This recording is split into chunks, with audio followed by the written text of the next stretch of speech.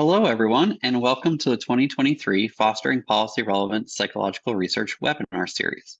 My name is Kevin Carriere, and along with my co-organizer, Dr. Julie Better Garcia, we want to welcome you to the fourth webinar in this series. The series is being sponsored by APA Divisions 9, the Society for the Psychological Study of Social Issues, 8, the Society for Personality and Social Psychology, 27, the Society for Community Research and Action, 35, the Society for the Psychology of Women, 44, the Society for the Psychology of Sexual Orientation and Gender Diversity, and 45, the Society for the Psychological Study of Culture, Ethnicity, and Race, with funding from the Committee on Division/APA Relations, CODAPAR. Each webinar tackles a different topic within the series from a diverse group of speakers, and each webinar comes equipped with a toolkit that provides resources for everyone. You can find these toolkits and recordings for all past webinars at the link we'll put in the chat very soon. So our fourth webinar today is called Slaying Trolls, Navigating Your Online Presence When Doing Controversial Policy Relevant Research. Soon, my co-organizer Julie will introduce our panelists and our moderator for today. Our moderator will begin the session by asking our panelists some questions that have been pre-submitted and prepared during registration. At any time, you're welcome to put questions into the Q&A box, and Julie and I will help take those questions later in the session. We'll then close our session at 1 p.m. With that said, please take it away, Dr. Better Garcia. Thank you, Kevin. My name is Dr. Better Garcia. I'm a faculty member at Cal Poly San Luis Obispo, and it's my pleasure to introduce today's panelist and moderator. We have three panelists for today's webinar: Dr. LILIA Cortina, Dr. Tania Israel, and Dr. Jennifer Rubin. LILIA Cortina is a University Diversity and Social Transformation Professor of Psychology, Women's and Gender Studies, and Management of Organizations at the University of Michigan. An organizational psychologist, she investigates workplace experiences of harassment and incivility. To date, Cortina has published over 100 articles on these topics. This research has won awards, but its impact stretches beyond the walls of the academy. For instance, Cortina is regularly called to serve as an expert witness, translating findings from social science to inform policy and legal decision-making. She recently joined colleagues in co-authoring a landmark report on sexual harassment for the National Academies of Sciences, Engineering, and Medicine.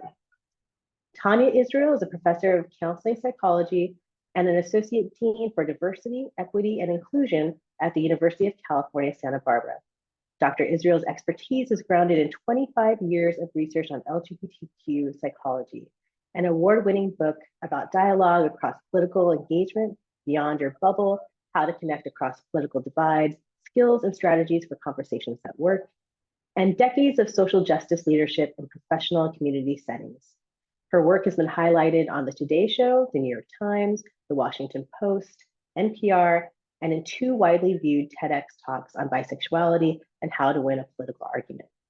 She has received honors from Congress, the California State Legislature, and the American Psychological Association, and her local LGBT community.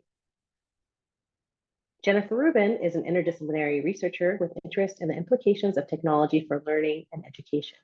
She holds a PhD from the University of Michigan in psychology and gender and women's studies, where she explored the ways in which new media technologies mirror, magnify, and complicate self-presentation strategies for people at the intersections of race, gender, and sexual orientation. Prior to Foundry 10, she worked as senior UXR at Meta, leading foundational research on content recommendation systems, including how users discover and contribute to online communities. Jen is passionate about how advancements in technology can be used to improve the way we learn and collaborate, such as through virtual reality, artificial intelligence, and emerging digital communities. Our moderator for today's webinar is Dr. Linda Tropp. Linda R. Tropp is Professor of Social Psychology and Faculty Associate in Public Policy at the University of Massachusetts, Amherst. For more than 2 decades, she has studied how members of different groups experience contact with each other and how group differences in status affect cross-group relations. Her work seeks to foster the dual goals of promoting positive relations between groups while achieving ever greater levels of societal equality and justice. She has worked with national organizations on initiatives to promote racial integration and equity, and with non-governmental organizations around the globe to evaluate interventions designed to bridge group differences in divided societies. A fellow of the American Psychological Association, Tropp has received distinguished research and teaching awards from the Society of Experimental Social Psych, the Society for the Psychological Study of Social Issues, and the International Society of Political Psychology. Dr. Tropp is co-author of When Groups Meet, The Dynamics of Intergroup Contact, and the editor of several books, including Moving Beyond Prejudice Reduction, Pathways to Positive Intergroup Relations, the Oxford Handbook of Intergroup Conflict, and Making Research Matter, a Psychologist's Guide to Public Engagement. As I'm sure all of you are too, I'm excited to hear from today's panelists and moderator. I now turn it to you, Dr. Tropp, to ask the first question. Oh, thank you so much for those kind introductions, Julie and Kevin, and thanks to all of our panelists and to all our audience members for being here with us today. I would like to start by having each member of the panel just describe briefly some aspect of your research that has been controversial or politically charged, and just to have you share a little bit about your experience as you shared this work with public audiences, and also addressing a bit of the emotional journey you went on as you went through the process of sharing this with the public. Because I know a lot of times when we think about slaying trolls, it's not just gumption that we have, but there's sometimes an element of fear or other emotions that might come along. So I'd love to hear a little bit about your work, what type of emotions you felt as you were approaching making this work public, and then how you handled it, how you prepared, how you responded to that situation. Lilia, let's start with you. Sure. So a couple of things I've worked on that might be considered controversial. One is my research on sexual harassment in the workplace. And I've been involved in various efforts to sort of get that work out of the academic journals and into the public and disseminate it and whatnot. So I've been, I've been engaged with news media for a couple decades, print, radio, television occasionally. I've, provided expert testimony in public hearings. I've worked with the National Academies of Sciences, Engineering, and Medicine and disseminated the big report that I co-authored with them. Some social media engagements and some engagements with things like The Conversation, which is sort of news media-ish, although it tries to capture academic research and just put it in more journalistic style. So different kinds of efforts to kind of engage with the broader public on the research on sexual harassment. The other perhaps more controversial today work that I've been involved in more recently has been advocacy around the public schools, particularly when the public schools were closed in Ann Arbor for a year during the pandemic. And this to me was a social justice issue. It was kids with disabilities, kids from poor communities weren't able to access education when the schools closed. And I started speaking out about it. And initially I was shocked to the emotional question at the level of vitriol and the name calling that I and my colleagues were targeted with. And at the time, I didn't realize that it would turn into so much controversy. It's still controversial today. I guarantee you some of the folks on this webinar find it to be controversial that, a liberal, democratic feminist like me thought that schools were closed too long, because usually that's seen as a very more conservative position. So anyway, so I could talk about, that was more social media engagement, some news media, and engagements with the public through things like public commentary at meetings of the school board. So that's been very interesting in a lot of different ways, both positive and negative. And I can say more about that later. And thank you so much. And if I could also just follow up briefly, Lilia, so how did you respond, gird yourself for sharing what you had to say with the public? Yeah, so it's interesting. Sharing the sexual harassment research for me is a sort of a scientific engagement. I'm sharing research findings. I was never expecting it to be seen as controversial, to say that people should have a right to a dignified place of work. But it would sometimes get misinterpreted, in which case I would potentially welcome the opportunity to correct the misunderstanding or the misinformation, unless it was, occasionally like a commenter on the conversation pieces might come in just with an ad hominem attack on me or on my co-authors, in which case I just ignored them. I found it more surprising that advocacy for public school kids would, unleash so much hostility. So that my first response was surprise. And then it was, again, this sort of logical scientific perspective. Well, let me just provide the evidence, and then they will understand how this is harmful, or they will understand, here's the science showing how schools can open safely. And that wasn't getting through. And then it just turned into anger on my part, like these people calling me all these names. At one point, someone called up a couple times, I think, reported to my dean that I had been mean on Twitter. And that didn't, I'm a tenured full professor. So, it's my privilege that I don't fear for my job. If anything, it just made me kind of angry, but I also kind of tuned it out, because the responses on social media and the responses to the pieces in the conversation or the print media are from strangers. So it's very different from a face-to-face kind of engagement. It's not nearly as emotionally engaging, if you will. So it's easier to tune out, in my experience, the sort of anonymous online trolls, compared to someone showing up at a talk and launching a potentially inappropriate question. Thank you so much. Jennifer, I'll have that question go to you. So thinking about examples of your work that have been politically charged, what emotions you felt as you thought about making this work public, and then how you handled it, how you responded. Great. Yeah, I don't think that any aspect of my work hasn't been some form of controversy or emotionally charged.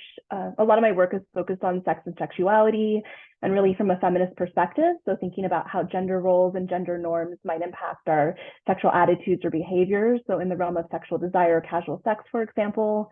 A lot of my own other lines of research have actually looked at online harassment and how it can be both gendered, racialized, and sexualized.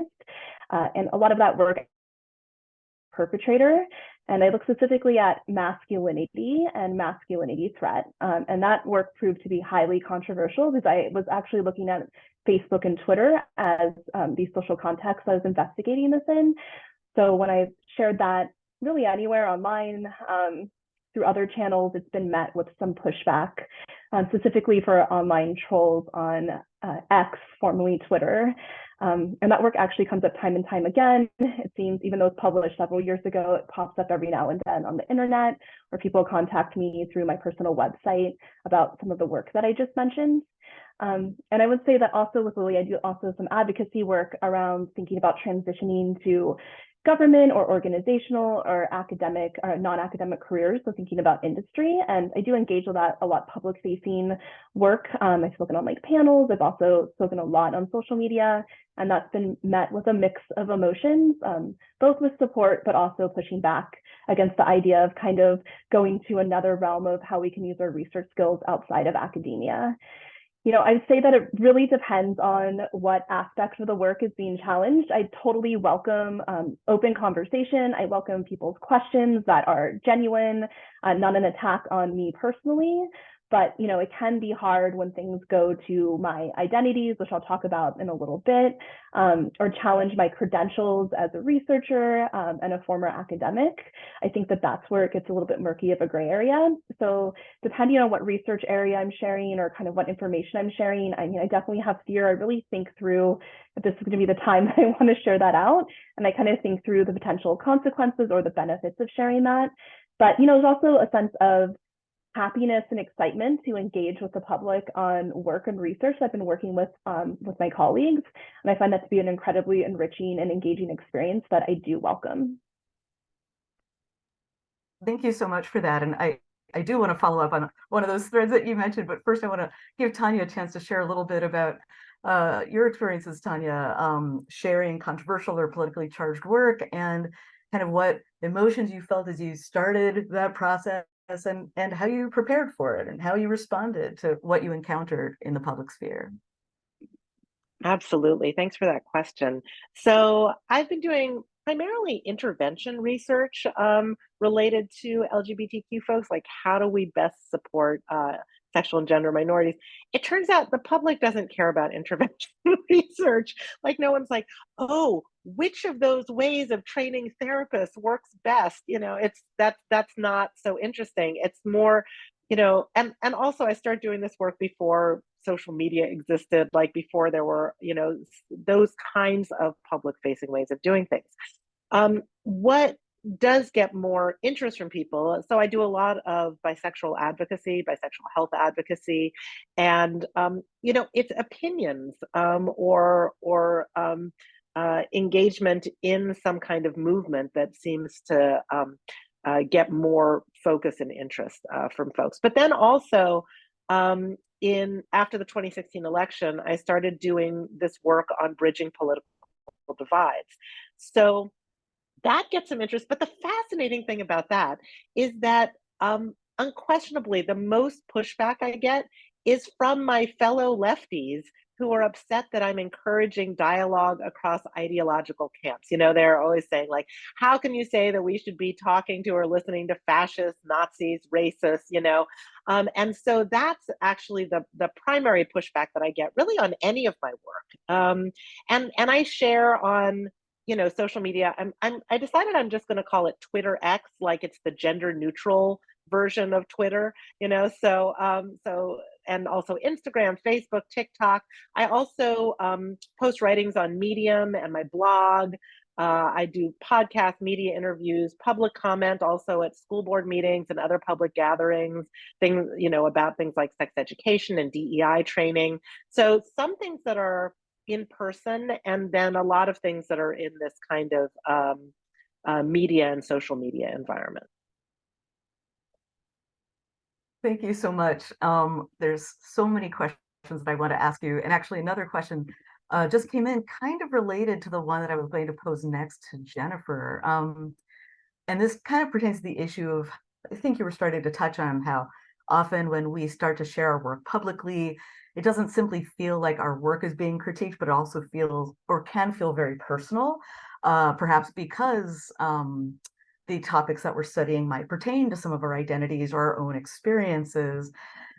And especially when those identities might, you know, make people question our credentials or lead them to feel more entitled to question our expertise or something along those lines. So one general question is, you know, have you encountered this type of thing when you've shared your research with public audiences? And if so, like, what advice could you give to people, and especially, you know, for example, in the context of talking about toxic masculinity in social media, like, you know, what advice might you have for women doing research in those spaces? How can we keep ourselves safe while also speaking out? Any thoughts that you might have along those lines? So this is a really great question, and one that's really tricky and complicated. You know, I would say that most of the pushback for my work has happened on social media, and I do engage in a lot of different other public-facing, you know, work and media and journalists, but most of the pushback has come through social media. And I think it's just because people are removed. It can be anonymous, asynchronous. There's a lot of different ways that our technology is set up that make it easier for some people to say things that wouldn't be said when we're having a face-to-face conversation. So I've definitely had my gender, I've had my race, had my sexuality all used in comments that question my work. You know, a lot of my work, like I said, has focused on the experiences of women, has focused on the experiences of people of color, has focused on bisexual individuals and the intersections between all those things, which are all identities that describe who I am. I will say that the one thing that I get pushed back the most is that I mentioned that I did the dual PhD program in psychology and gender and women's studies at University of Michigan. And my women's studies PhD is consistently used to downplay my credentials as someone who should be taken seriously within the research field. And I say that not only from maybe people outside of the academy, but also used sometimes by people inside the academy to downplay the contributions perhaps that I'm making to science with my colleagues.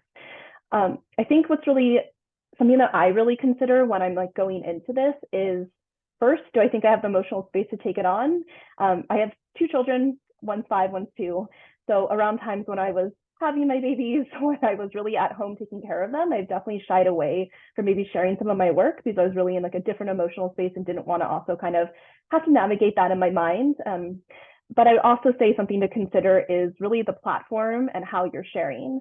Like I said, when I engage with journalists, I definitely have a different way of approaching my research. But when I am engaging on something like X, I think can get a little tricky, especially when a lot of the safety net, which was their online harassment and policy team, have been stripped from that website. So there's much less safety net to report trolls, to report comments that might be deemed really inappropriate or harmful or hurtful, especially if it's targeting identities, because it might no longer have those mechanisms in place to remove that content or even to deem it as something that should be removed to the website. So I am definitely a little bit more careful now about where I share and how I share, just given how platforms and structures work internally. So something to kind of keep in mind. I think it's really important to have a strong support system and just to talk with people who might be sharing similar research, your colleagues, how they're engaging and how they're navigating some of those comments. I think that's like the most helpful thing. I feel kind of fortunate because like I said, I have studied online harassment. So I do know academics in that space, but also people on the product end that actually work on creating systems to report harassment. So I kind of see the double sides of it. And it's definitely been helpful to have that support system. And just for one additional point of clarification, Jennifer, so even if, say, on some social media outlets, there might not be the same reporting procedures in place, would you still recommend, regardless, to document anything that you have, or do you report it to folks at your university? Have you taken any of those types of steps? So, I mean, I think right now, because I am more in public facing work with my current role as a research scientist, that we have a communications team, which is wonderful for a lot of different ways. I'm more than happy to talk about that, about how that disseminates my work. But I definitely would report to my communications team.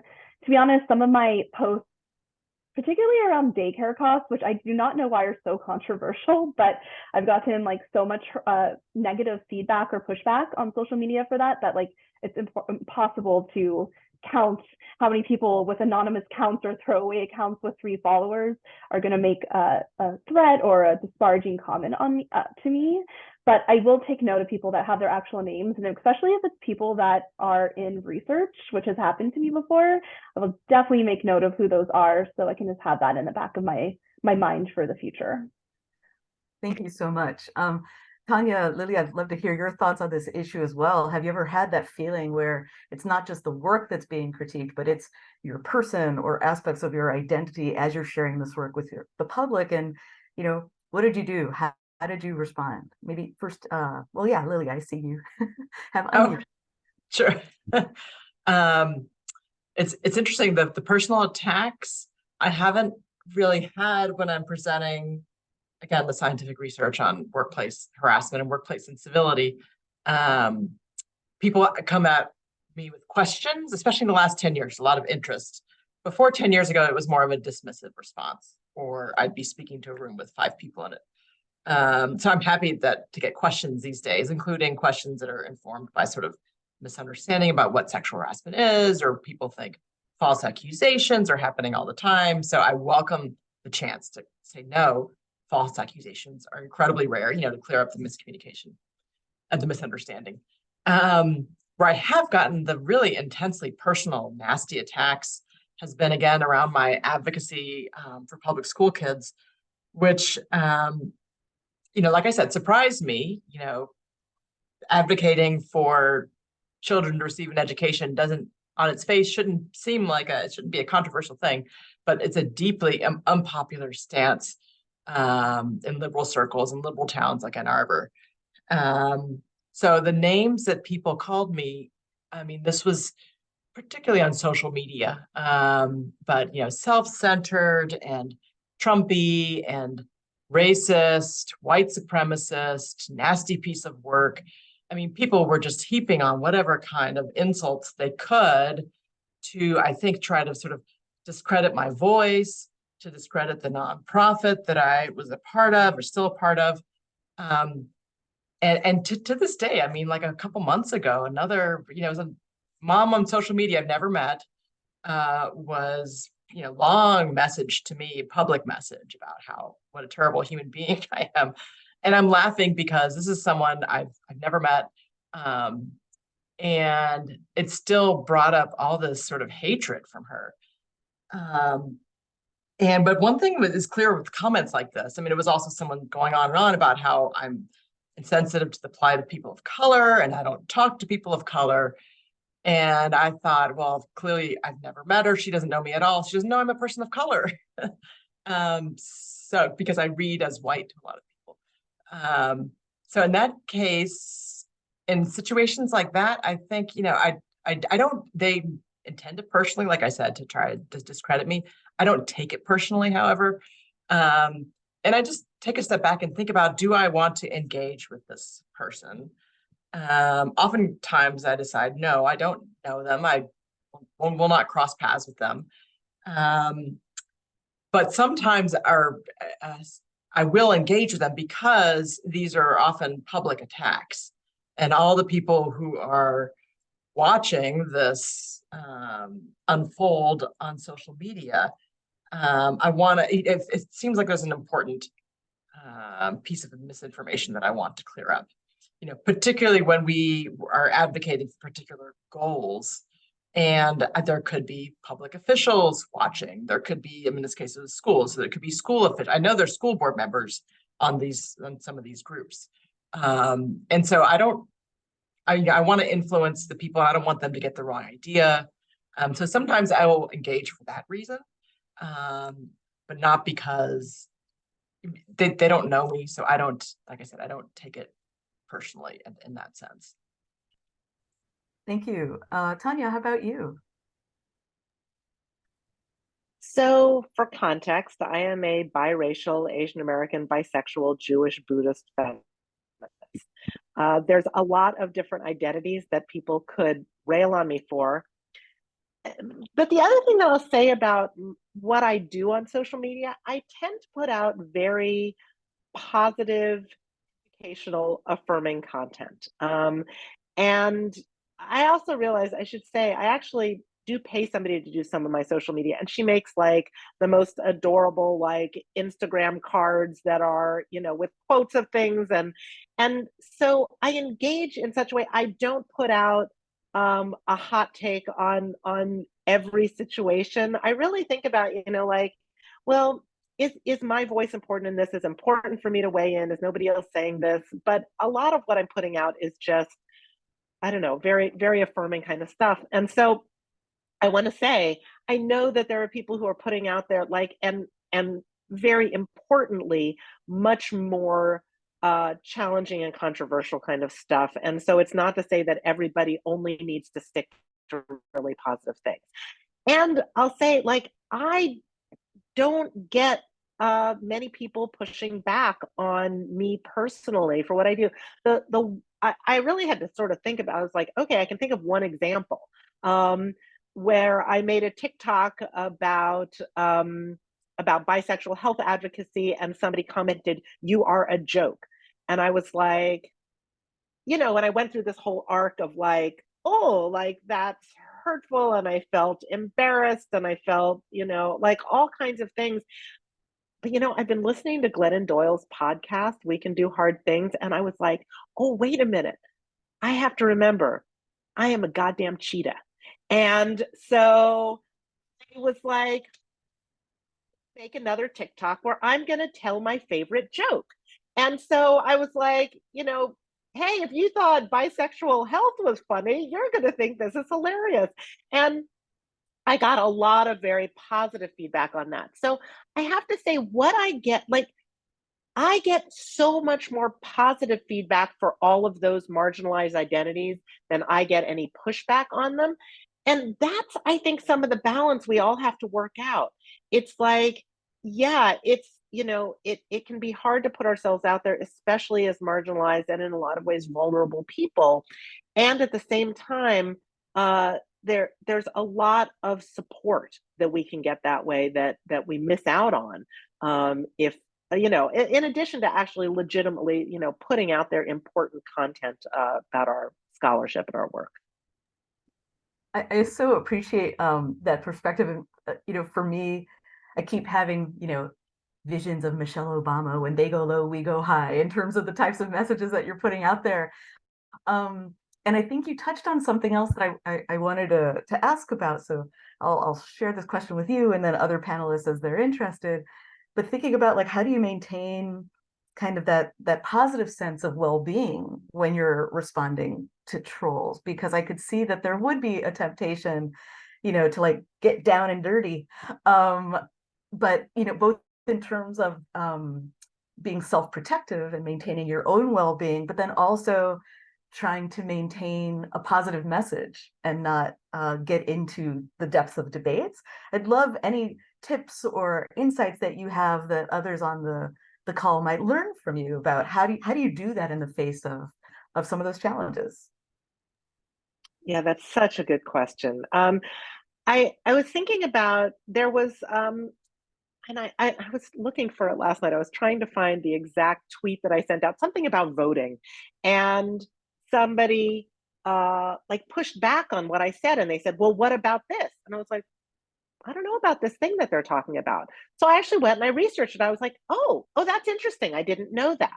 And so that's what I responded. I was like, oh, thanks. I didn't know that. And it seemed like they were just so shocked that I would do that, that I would just like say, oh, thank you, for helping me learn about something. And they had a very positive response back to that then.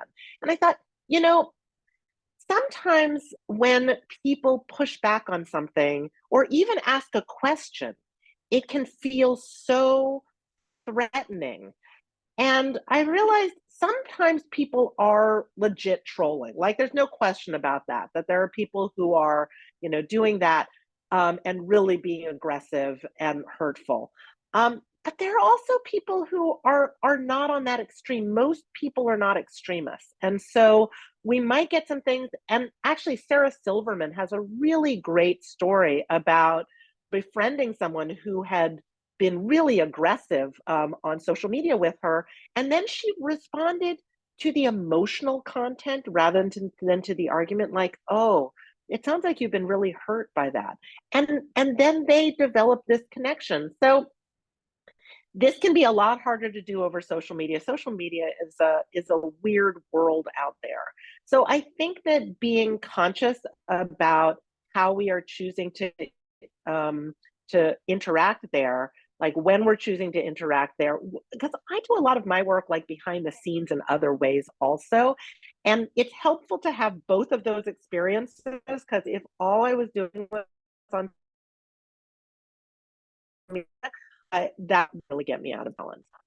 Okay, so I was thinking about the title of this webinar, and I thought, there's a quote I have to share, because it does take some bravery to put yourself out there. So I want to share this quote. It's from one of the role models who really guides all of my work that I do. That's Buffy the Vampire Slayer. And so, and I'm sorry, this is going to be a little bit of a spoiler, because I don't know, this comes from the very last episode of Buffy, but I thought I would share this with everybody today. So here's the part where you make a choice. What if you could have that power now? In every generation, one Slayer is born because a bunch of men who died thousands of years ago made up that rule. So I say we change the rule. I say my power should be our power. From now on, every girl in the world who might be a Slayer will be a Slayer. Every girl who could have the power will have the power. Can stand up, will stand up. Slayers, every one of us. Make your choice. Are you ready to be strong?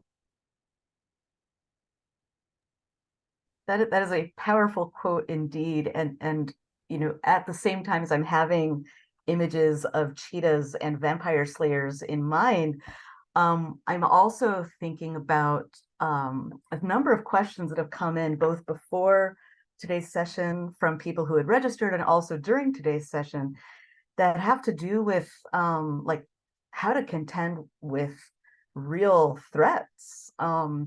And so, and I think a lot of this has to do with power, this issue of power, who gets to say, who gets to have a voice. And so on the one hand, we have kind of our own personal responses to it and how we want to show up. But then there's also cases where we might really fear for our physical well-being beyond our psychological well-being. And so, Jennifer, I'll start with you and then invite any other panelists to think about, in cases, have there been cases where you felt like you needed a little more institutional support in the face of threats? And you mentioned the communications office. Were there other folks that you felt that you could go to, or professional organizations that could support you so that you wouldn't feel like you had to face it alone? I think that's a great question. I've definitely reached out to fellow academics to see how they've handled situations that might feel like a physical threat, or maybe beyond what we think about the average trolling. For example, saying you're a joke, I'm not going to take that in the same way as a physical threat to my safety or my family's safety. I would like to say that unfortunately, a lot of the policy laws at the state level haven't caught up with taking online harassment as seriously as what they should. I strongly advocate for that, because there are some instances such as doxing, so releasing personal information about your address, that might be really important to kind of keep in mind. And I would say that's where you could escalate that to, a higher source, definitely your university, talking to your department chair, seeing whatever office you have at your university that might not be able to help with that. But I do feel like I've never encountered that, luckily. I feel like that is more of an extreme case. I think that I ignore a lot of the trolls, like I said. I will say that I did have one incident, and I was thinking back about, which really actually did rattle me. So I pushed back against something that someone said on Twitter. It was a fellow academic that made a rather racist comment. And quite unfortunately, this person ended up sending a typed letter to my place of work asking that I be fired, or that they were going to sue my company that I was working for. And this was I had shortly started working at Foundry 10. This was in 2020. And I had just made the transition out of academia. So it was especially a time where people I was working with perhaps didn't know me as well. And it was a rather forceful letter. But I think, having a team that supports you, my company highly supported me, saw this as something that was really inappropriate and out of line. And they advocated for me, I think was really helpful in this situations. I didn't feel like I was alone, even though it was such an extreme case that someone would take the time to do this. So really having the support of my manager or your university definitely helps kind of buffer some of those negative comments or treatment that someone may encounter. I do want to emphasize that I think I've had more good than bad happen on engaging with my work publicly. I really want to emphasize that. Really love it. I met some really awesome people, collaborators, friends that I've met through doing this work. And I think it's a great opportunity. So I also just don't want to focus on the negative, because there's a lot of positive that can come out of it too. Thank you so much. I do kind of appreciate the desire to have this kind of balanced approach to some degree, right? In my own experience in social media, I have found the trolls and I have found the supporters.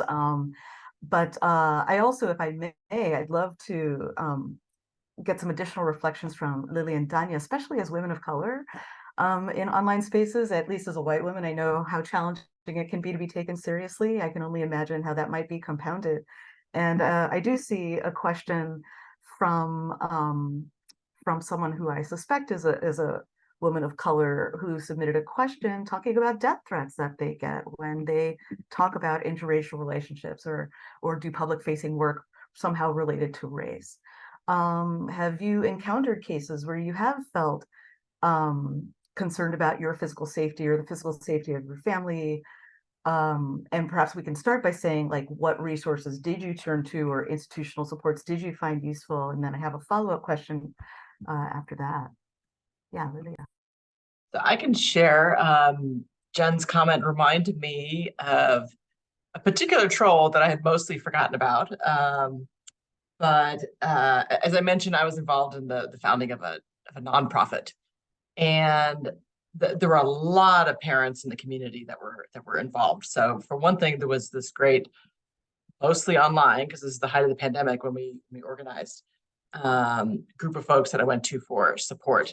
And one of them noticed at one point that we had follower is the wrong word, there was a new Twitter account that had been created for this express purpose of essentially harassing us on Twitter and posting comments about me and 2 or 3 of the other kind of leaders of this nonprofit. And it was essentially online stalking, exactly how it felt. It wasn't doxing. It wasn't threats against family or a person or anything specific enough. We reported the account and the various comments to Twitter. Even at the time, they didn't do anything. Today, I'm sure they wouldn't, now that they're X and all that jazz. But we kept an eye on it. I never wanted to engage. It was an anonymous account. I mean, the name of it, you couldn't tell who was behind it. We have a suspicion of who it was. I never responded to, none of us ever responded to it. Because if you engage, then you're drawing attention to it, you're drawing traffic to it. It was an account that didn't have a lot of followers, and we didn't want it to gain followers as it kind of continued to watch us, so to speak. Literally, that was the words that this account would use. And we did consult with law enforcement, who confirmed exactly what Jennifer just said, is that essentially there isn't great legal protections for us that we could turn to at that time. So we just kept an eye on it. But the main resource I went to at that point were the support network, the other folks that were involved in this movement. And it was primarily, a private Facebook group and texting that we kept in touch about all of this. Which made it not feel nearly as threatening as it would have been otherwise. Thank you.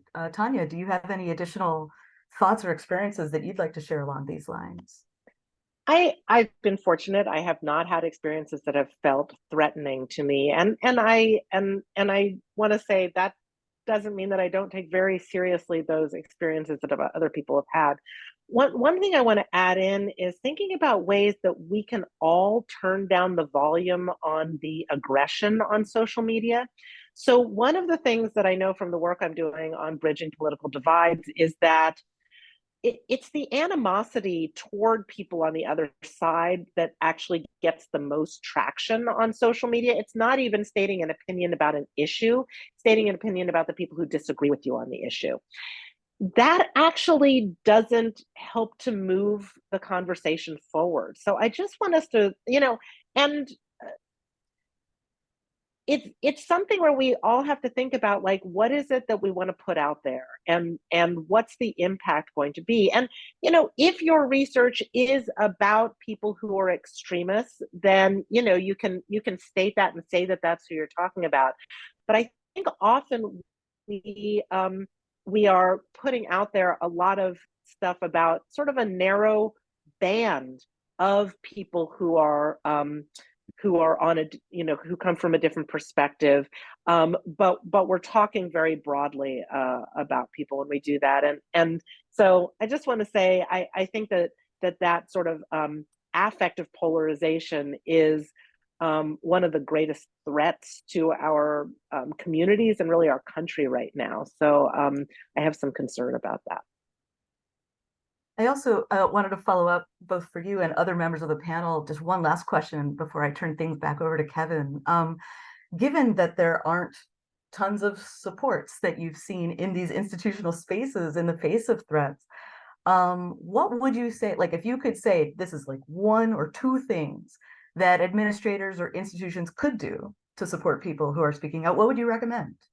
I'd love to hear from each panelist. Whoever wants to unmute first, feel free, and then we'll make sure everyone has a chance. I can mention one thing.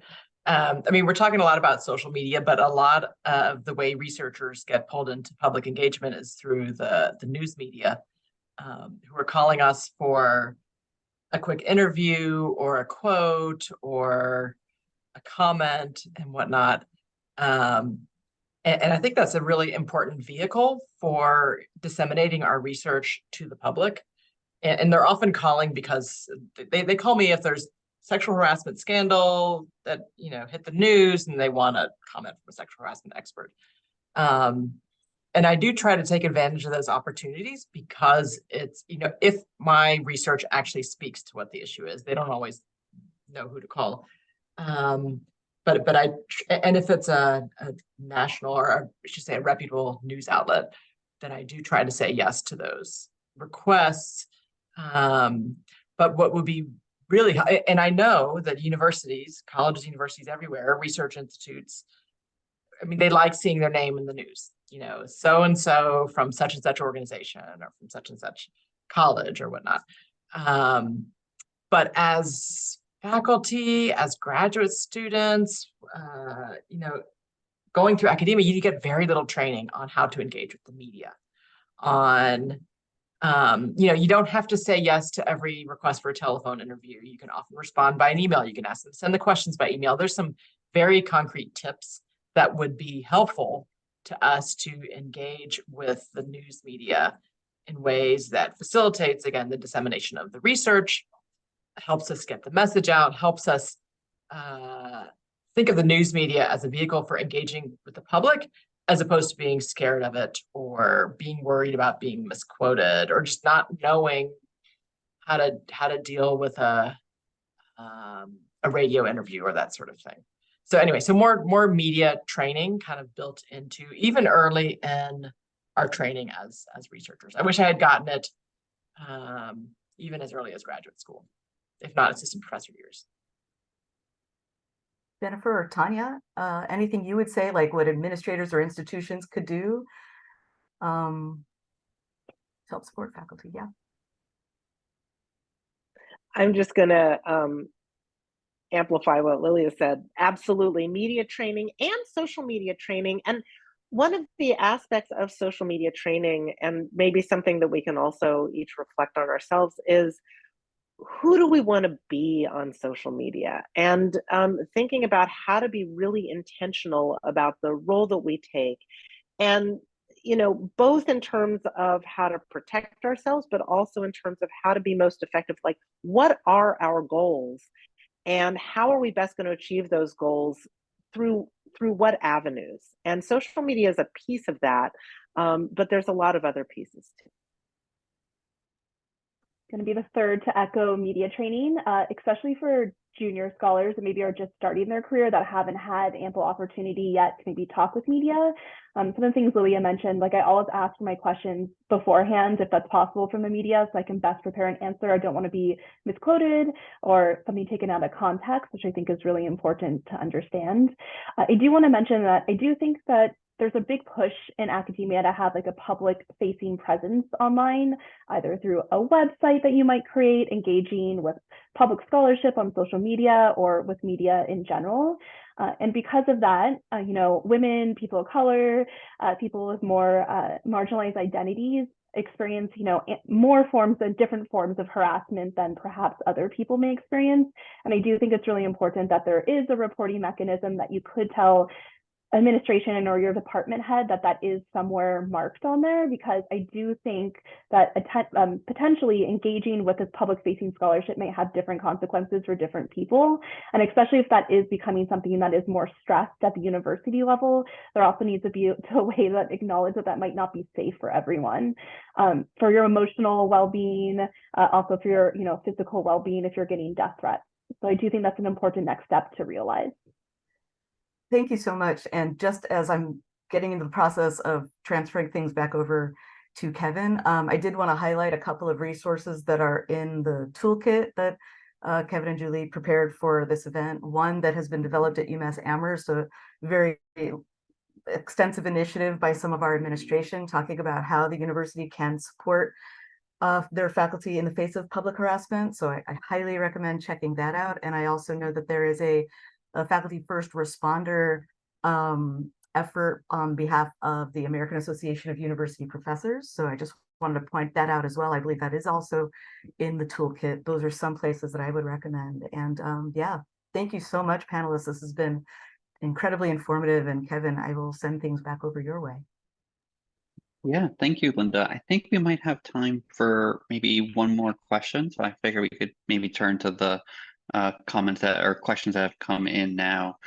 And so there was, I think it ties well to what Jen, you had just kind of mentioned of kind of a fear of being taken out of context, right? And that we were talking a lot today about this kind of, I know, Lilia, you were talking about, you were getting a lot of pressure from like leftists and kind of engaging with you, right? Even as you identified with that. And so a participant asked, in researching a diverse gender as a gender diverse person, feedback from within my community misreading or misrepresenting my work was the most shocking. And so they're looking for any advice of navigating negativity, not from people that you're expecting the negativity from, but actually from within your own communities.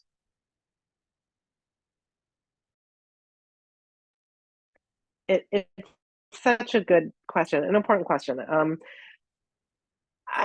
I think the first thing that I try to do is to not assume that they are being intentional about their misrepresentation. Like, I try to come in first with an assumption that, oh, they're, okay, they didn't read it right, they're confused, there's something maybe I didn't express about it. And to sometimes try to back channel that conversation with somebody, like reach out to them in some other way and say, hey, I'm curious about how you read things this way. And I'd love to hear more about your take on it, but trying to engage in that kind of way first. And because I think sometimes it's easy to sort of feel like someone's intentionally being aggressive through their misrepresentation of the work.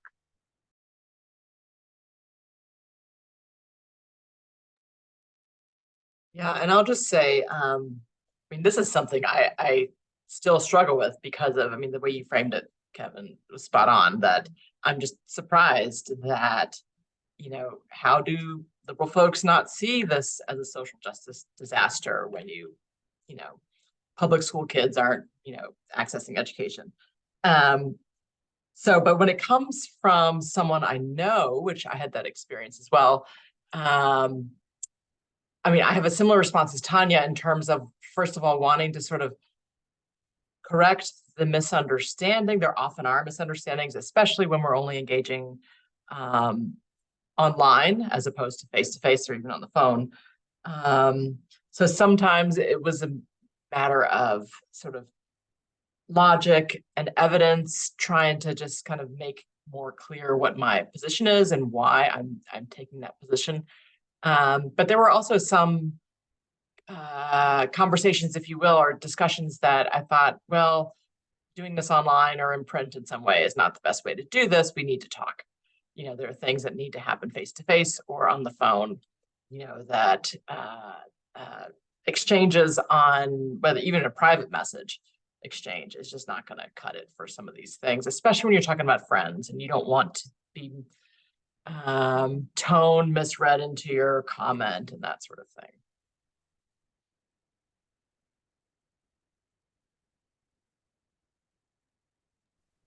Yeah, I think that's really hard when you're getting pushback from your own community. I think maybe something I always start off with is like thinking through that, we're all probably starting from the same place of wanting the same thing and trying to engage, if it's really a thoughtful pushback or thoughtful question, with that question as open and honestly as I can.